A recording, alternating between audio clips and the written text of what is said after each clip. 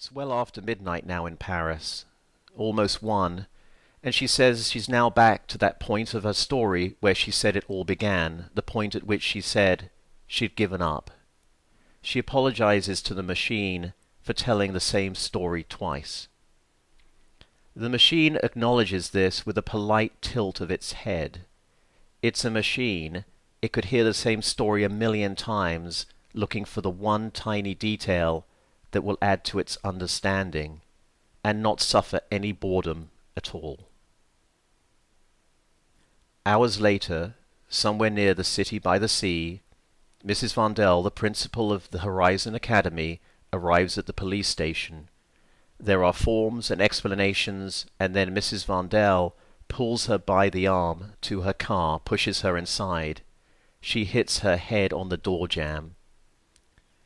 It's a 2-hour journey back to the school, a tormenting silence.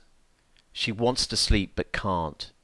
All she can think is that she couldn't even last one day on the streets, the shocking revelation of her own weakness.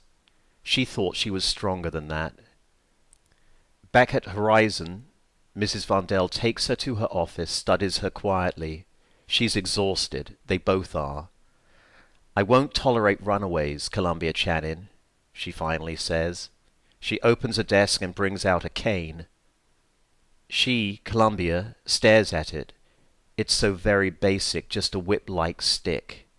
It's chilling, and it's happening so fast she's unable to believe it's happening at all.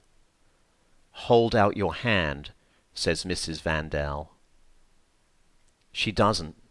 She thinks she can still explain, plead. "They threw water on me. They threw me in a bath. They threw all my things in a bath." Mrs. Vondel considers this. You run away from your problems. You blame others. You accuse others. And boarding a train without paying for a ticket is stealing, you know. I'm honestly beginning to think you lack something, Channing. Do you know what that is? She doesn't. She just stares back. "A moral compass," Mrs. Vondel continues. A moral compass? She doesn't understand what this means, but she recognizes a condemnation of character. Like what? No morals, no judgment, no worth? It's all so crudely unfair. Again, "Put out your hand, Channing." She holds out her hand this time, palm up. A single venomous strike of the cane makes her gasp. A second strike is for making accusations against other students. The pain is intense, stinging, like a burn. She chokes, then screams, "I hate you!" She screams again. She can't control the anger. "I hate this place!" For that the cane strikes her hand a third time. Mrs. Vondel looks like she wants to use it a fourth time. Now she cries, a flood of tears and snot. She's dismissed, told to wash herself off and go straight back to class. She can't concentrate the rest of the day. She just sits at her desk staring at words on a screen that no longer makes sense. She has no idea what homework she has to do that evening. Running away had just made everything monumentally worse.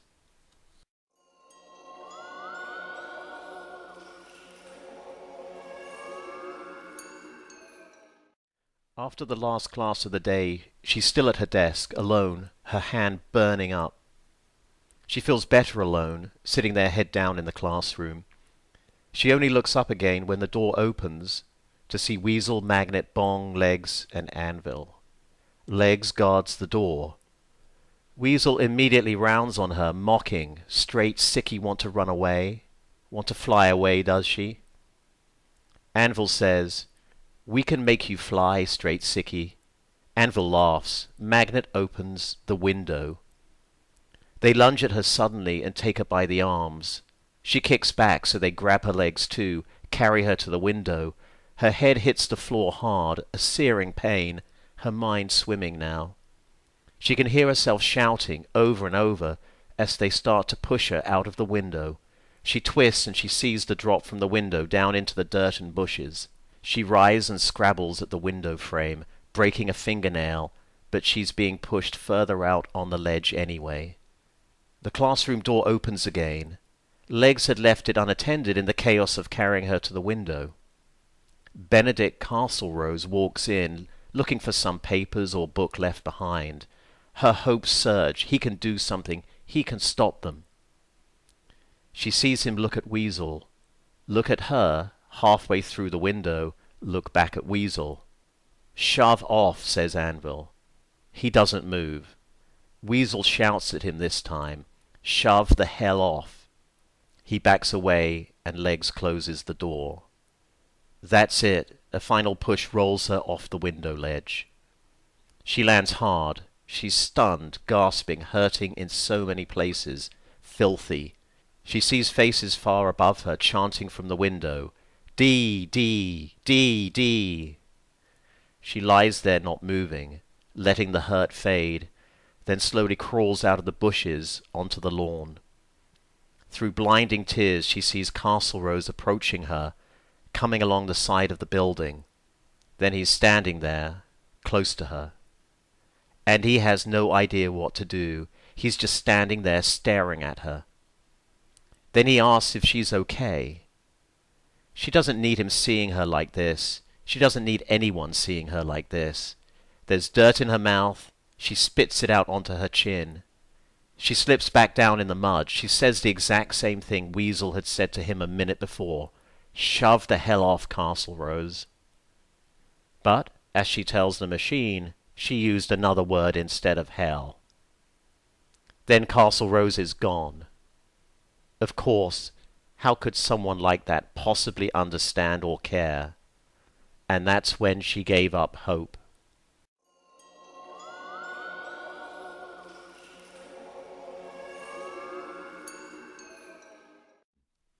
At Horizon the next morning, the talk is universally about her running away, the defenestration, what she had shouted at Castlrose from the bushes, and the new nickname, D, is soon all across the school. But only 3 days later, it's all changed. There's a report on the news of a crashed helicopter, the fragile body of the aircraft burned out on the side of a roadway close to where Castlrose's parents live. Or did. They're dead now, in the wreckage. D is no longer the topic of interest. Castlrose is. Castlrose leaves Horizon late that night in a long black car. All the students watch him go, the new orphan. She imagines him alone in the back of the car, shocked maybe, but probably just doodling another of his daydreams. The next morning, there's a drawing in her study locker, on a torn and dog-eared piece of paper. An infantile drawing. It's clearly Castlrose's handiwork, a nonsense mash of wheels within wheels, crossed with something like a spaceship. An imagining or device devoid of logic or function. Underneath it is written "Change" in his spidery handwriting. She wants to throw it away, but she has so few possessions now. Apart from that, she puzzles. What's he trying to say with it? That he will change? That she should change? A sorry would have been more use before he left, an admission that he hadn't helped her when he should have. And change? That was typical. So dumb. She considers a theory of change while she stares at the stupid drawing. Do people change? She forms the theory. 1. You get what you're given. Her life, her looks, the sudden death of his parents, his money. What had happened to her parents? You got what you were given, and that was that. 2. People don't change. 3. You can't change yourself. You won't change. You're only fooling yourself if you think you can change. You get your personality, your intelligence, your weaknesses, your future. Her father and his sunshine. Uncle Simon destined for poverty, defined by his failures. And Matthew following him in turn. And her, destined to misery and a search for answers. And she wants hope, money, her parents back, answers, almost anything except this stupid drawing and a new theory.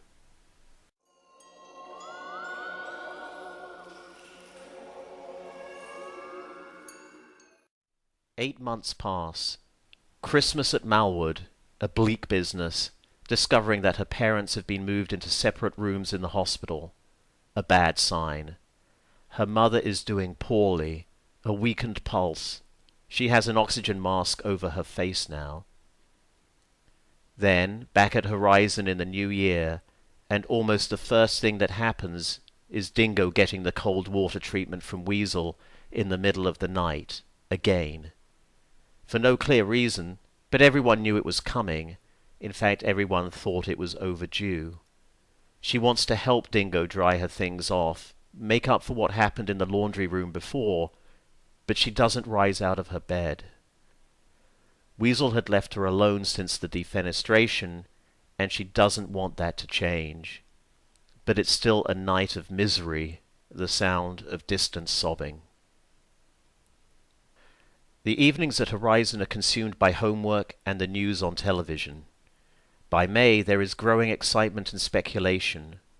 Something extraordinary is being developed, the news says, an endeavor of extraordinary scale. Nobody knows who's behind it. Governments and corporations declare themselves uninvolved, mystified. 7. The number 7 keeps coming up.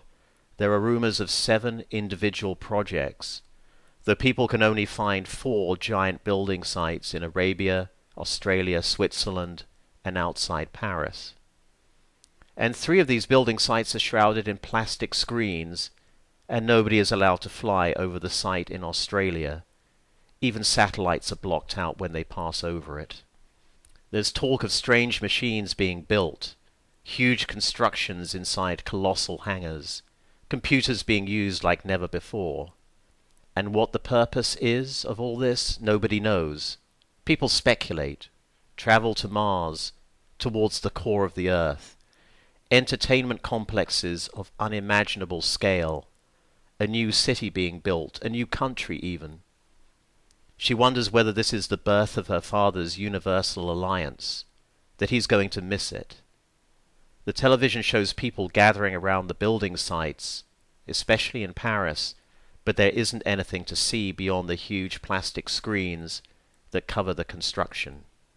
And everywhere at these sites there are the protesters, like the ones she saw in the city.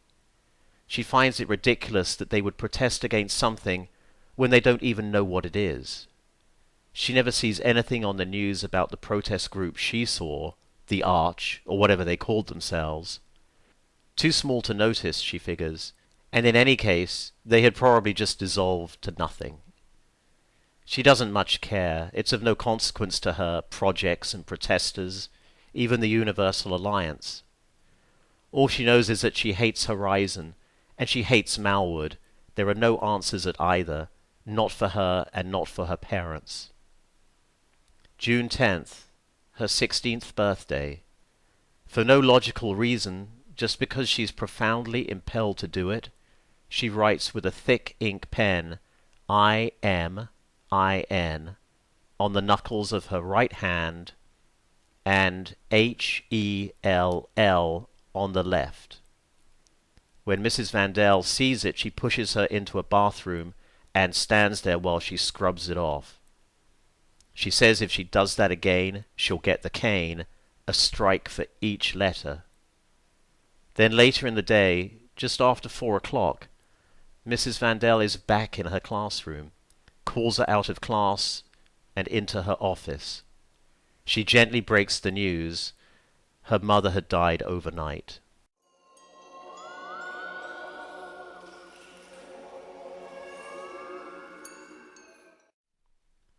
The funeral is a small affair, held in the chapel at the hospital, then a cremation nearby.